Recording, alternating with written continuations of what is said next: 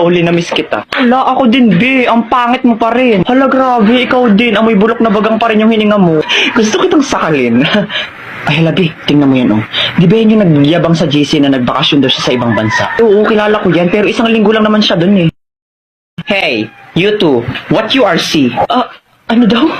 Oh, sorry, I forgot myself. You two don't understanding what to say to me because your English is disappear. Binahihilo ako.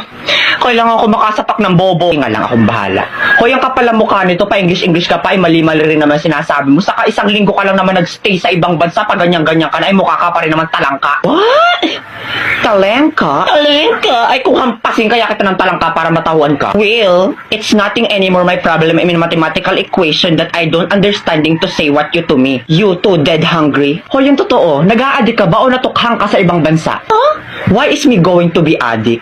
Don't you know that I'm smarter than the teacher of international in the Philippines? Like, duh, my average is 99.99% of germs. Matalino ka? Ay, anong magagawa mo pag sinikmuraan kita mismo dito? Go try, I am not afraid anymore. I will go sumbong you to my bodyguard. Bayaan mo na yung besi, tara na. Ewers, mga loser, you can't even talk English to me. Ay, wait, papatulang ko to.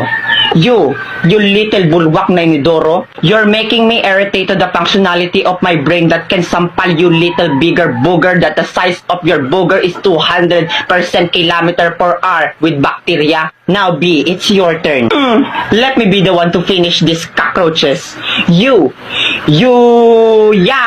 period. Galing mo talaga.